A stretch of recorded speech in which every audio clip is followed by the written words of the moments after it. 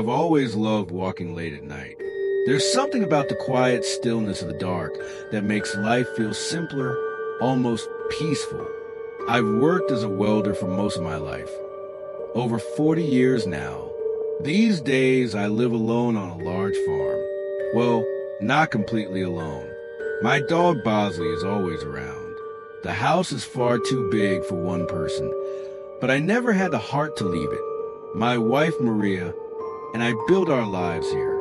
After she passed away from cancer, the house became the only place where I could still feel close to her.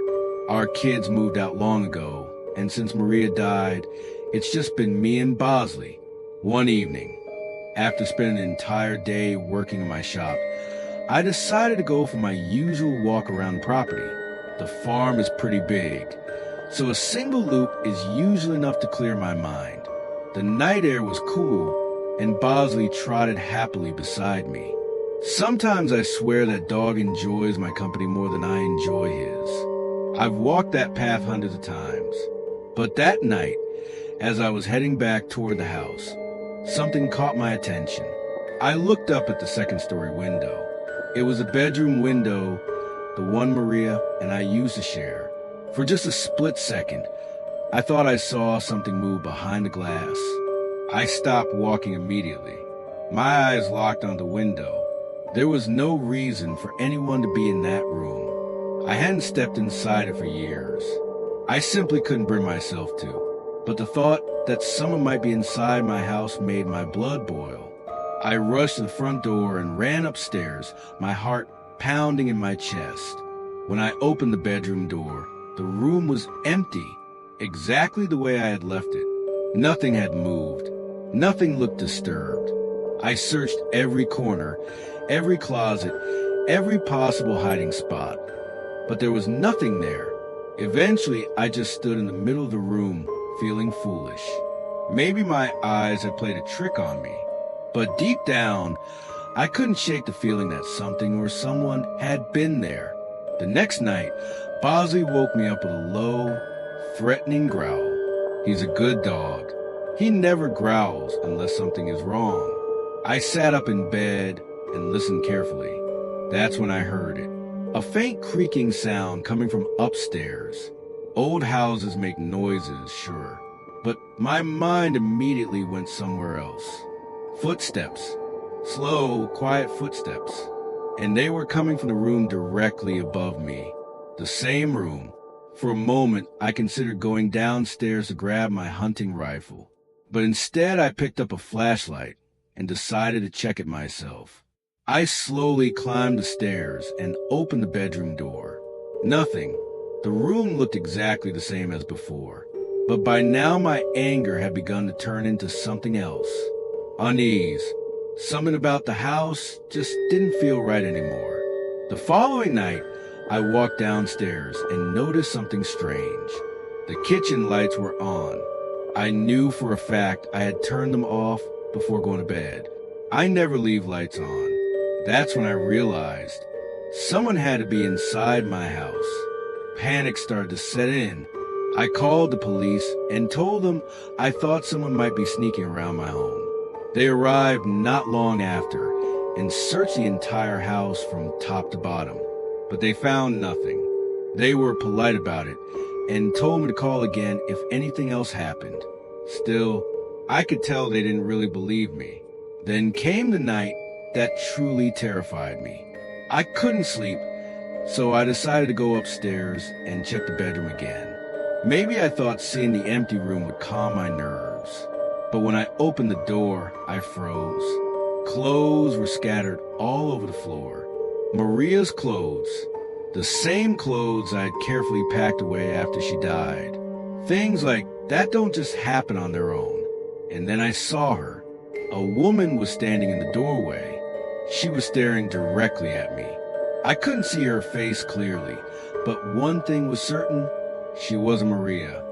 She was shorter. In that moment, I felt a kind of fear I had never experienced before. Without thinking, I ran toward her. She immediately turned and sprinted down the stairs, rushing out the front door. By the time I reached the yard, she was already gone. Bosley, and I searched the entire property. There was no sign of her anywhere. I didn't sleep that night, and for months after that, sleep never came easily. Every night, I thought I heard footsteps upstairs. Every small noise made my heart race. I started keeping my rifle beside the bed, just in case. Then one night, while sitting in the living room, something outside the window caught my eye. There was a figure standing in the yard, watching me. It was her. My heart nearly stopped. I grabbed my hunting rifle and ran outside with Bosley right behind me. She stood there in the moonlight, nothing more than a dark silhouette, just staring. I fired a few warning shots into the air. That finally made her turn and run off into the darkness.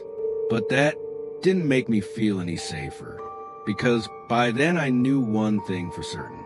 Someone was deliberately tormenting me, and I had no idea who she was or why she had chosen me. I figured she was probably homeless or something like that. I honestly couldn't come up with any other explanation for why someone would keep showing up around my property like that. I stood outside for a long time that night, staring into the darkness, half expecting her to come back, but she never did. I haven't seen her again since then, though I can't shake the feeling that it's only a matter of time before she appears again. I'm ready to defend myself if I have to, but living with that kind of constant tension and anxiety isn't something a person can handle forever. Thankfully, I still have Bosley with me. I truly don't know what I'd do without that dog. If anything else happens, I'll make sure to share an update. I work for a catering company, which means I spend a lot of time on the road, usually very late at night. Most of my shifts involve hauling equipment and supplies around in this huge company truck they have me drive. It's not the worst job out there, but the hours are brutal. Honestly, it's nothing like what I imagined I'd be doing with my life. By the time I finally get home, one of two things happens. Either I'm so pumped with caffeine that I can't fall asleep at all, or I crash the moment my head touches a pillow and sleep for half the day. One night, around 2 a.m, I was finally driving home after a long shift. It felt good to be back in my own car again instead of that giant truck. As I got closer to my house, I realized I probably had one too many Red Bulls during work. There was no chance I'd be falling asleep anytime soon. On top of that, I hadn't eaten in hours and I was starving. About 10 minutes from my place, there's a McDonald's right off the highway. Whenever I'm craving something late at night, that's usually my go-to spot just because it's so convenient.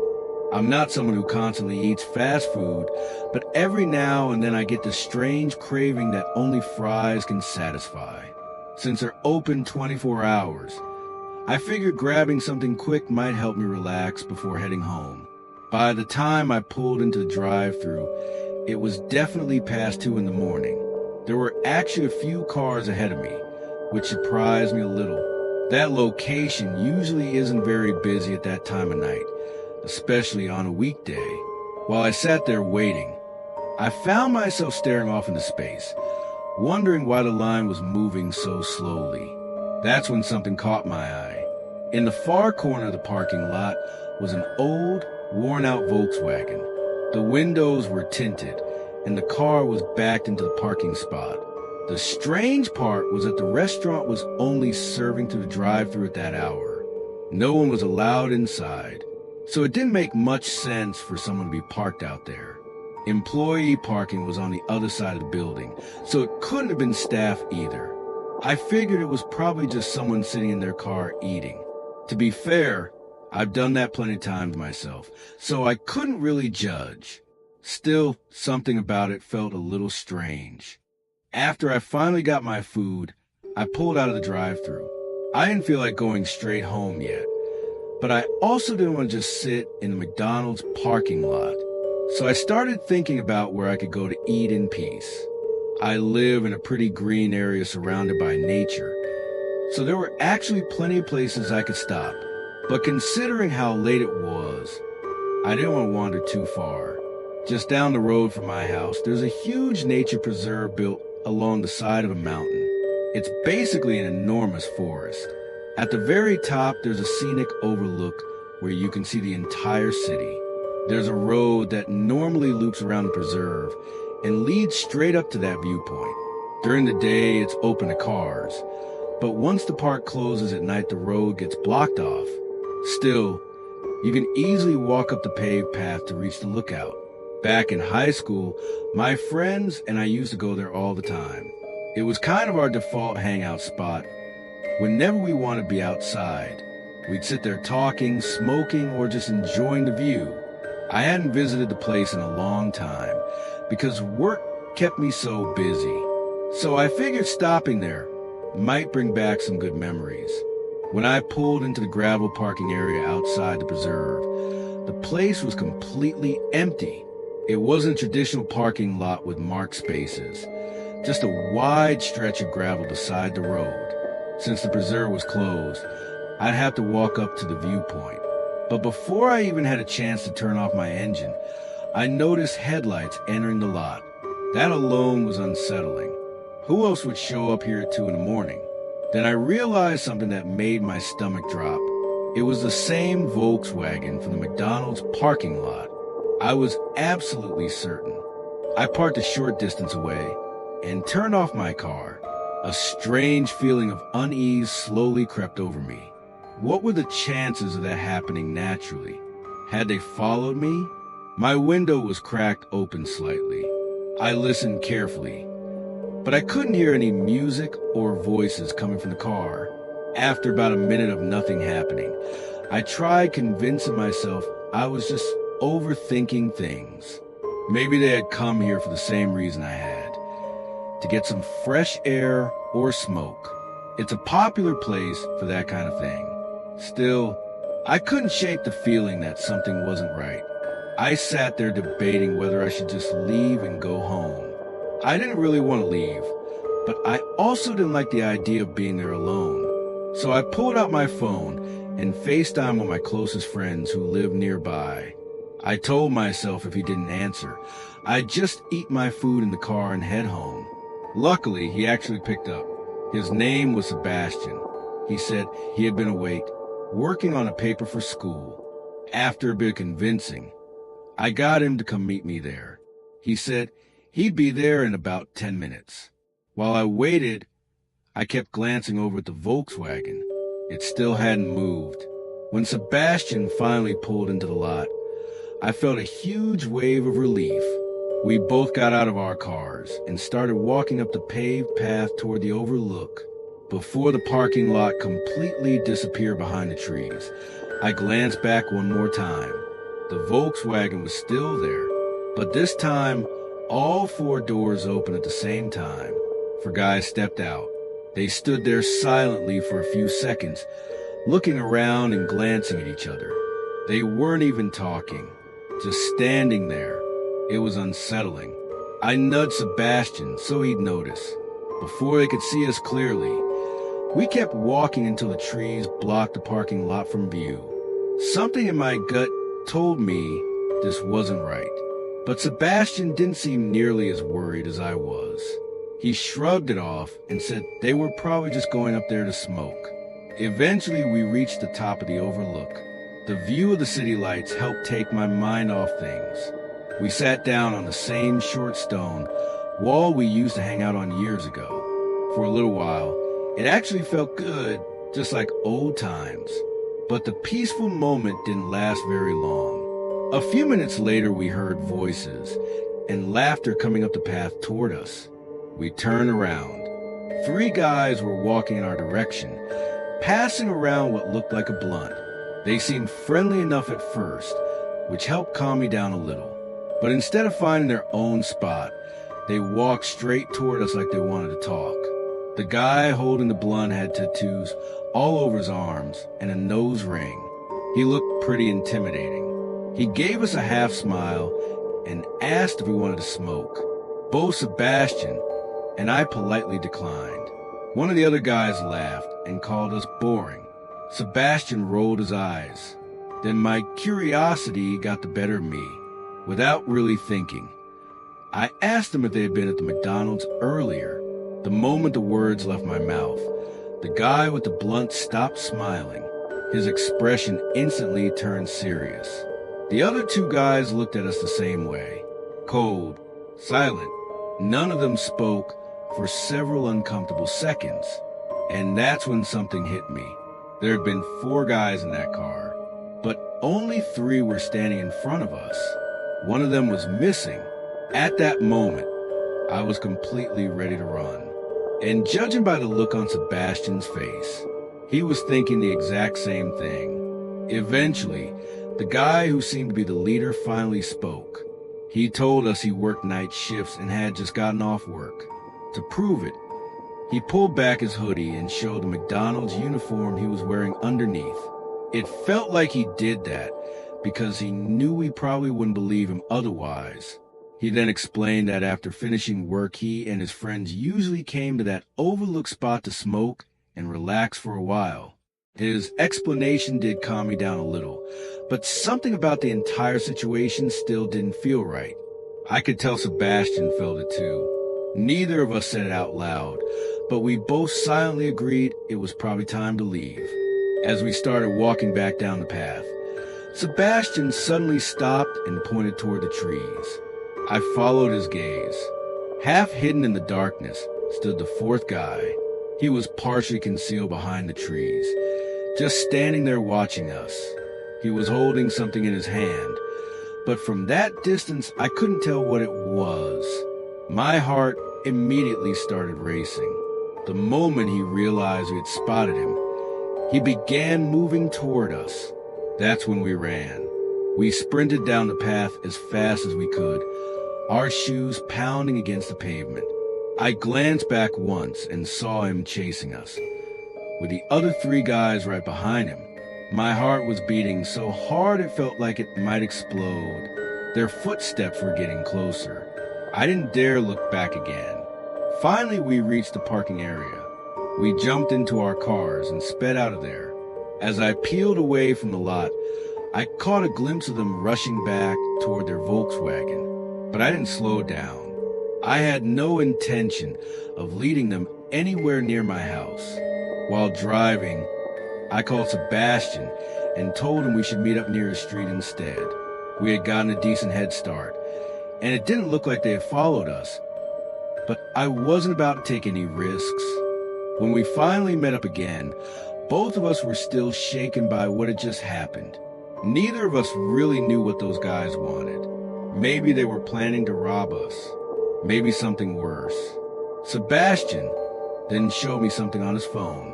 While those guys had been distracted earlier, he had secretly taken a picture of them. He sent it to me, but at the time I had no idea what we should even do with it. Since I had the next day off work, I convinced Sebastian to come back with me to that McDonald's. At the very least, we thought we could report the employee. The next day, we spoke with a young employee behind the counter and showed him the photo while explaining what had happened. The moment he saw the picture, his eyes widened. Then he told us something that sounded straight out of a horror movie. Apparently, the guy in the photo used to work there. His girlfriend had also worked at that same McDonald's, but she had broken up with him a few months earlier. He didn't take the breakup well. According to the employee, he started harassing her during her shifts and even stalking her after work. Eventually, he was fired, but that didn't stop him. The police became involved not long after, and a restraining order was issued against him. The problem was that he had apparently been violating that restraining order. That Volkswagen we saw, he had been parking there and lingering in the lot for hours. Sebastian and I were completely horrified. I have no idea why he decided to follow me that night, but it was obvious that something wasn't right with him. I just hoped the police would catch him loitering in the parking lot again, because that would finally get him into serious trouble. My biggest fear was that he might recognize my car somewhere. It's only been about a week since that night, but I haven't gone back to that McDonald's or the preserve since. Hopefully the police eventually handle it, but that part is out of my control.